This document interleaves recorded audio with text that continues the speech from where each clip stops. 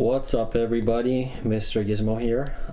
As you can see, I am way too far gone here to explain things as a DIY, but let me walk you through what I've been doing. Removing the bumper is actually really easy for a post facelift cars, so 03 plus, 03.5 plus cars. From the inside of the wheel well, you have to, well, from this side, you would remove this this screw here. There are 6 or 8 screws on the bottom, 8 mils. They're holding it on. And from what I remember, that's pretty much it. And then you see these 4 prongs. This is a Kevlar, FYI, so this is on the post facelift. Pre-facelift had aluminum, and there are a couple more things that need to be removed, I believe, from the bottom, just to get the bumper cover. Not the entire bumper, not the entire front end, but just the bumper cover. So it's really easy to do. So again,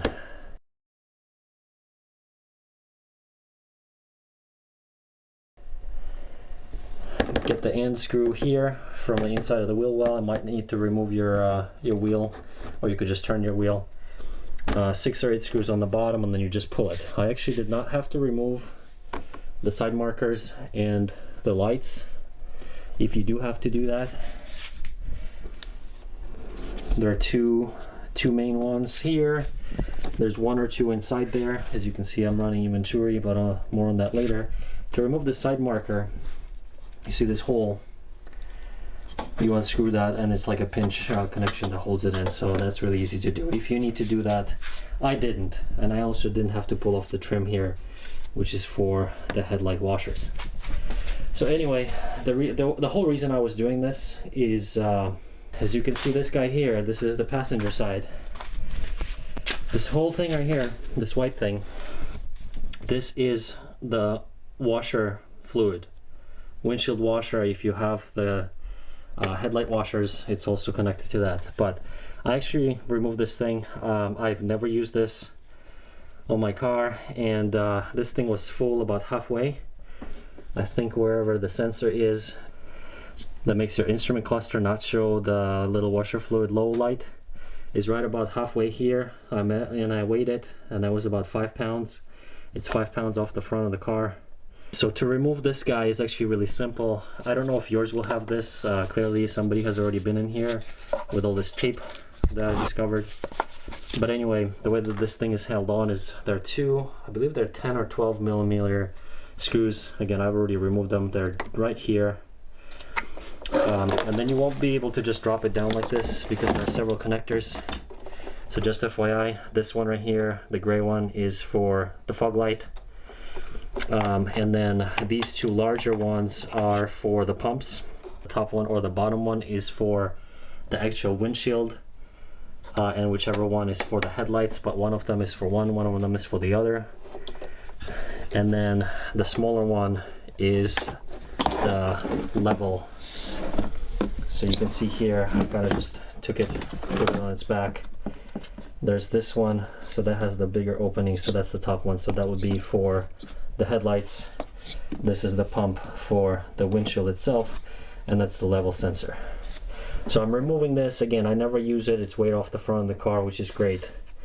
One thing that you will have to do when you remove this is, if you don't want the instrument cluster to light up saying that your washer fluid is low, you will need to basically short these pins on the sensor, on the level sensor. Okay, if you, let's see, if you have the headlight washer stuff, what I actually did was I took off the headlights, and underneath there, what I found are these 2 nozzles, and you can't just pull them out. It looks like you might be able to just pull them out. So it would sit kind of right there. It looks like you might be able to just pull it out backwards, but you can't. And the reason that you can't is, like, as you can see, these 2 tabs right here on the sides, you have to kind of push them both at the same time with a screwdriver or something small. So I had to actually take out the headlight, flip it over on its back, and then take this thing out. These things are not much weight, but they're useless. And one thing that I found that's actually really interesting is on the driver's side.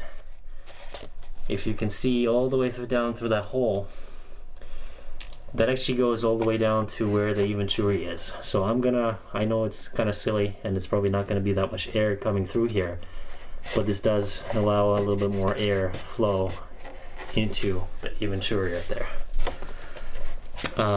So I removed the cover, obviously removed the hoses that were there, and that nozzle sprayer.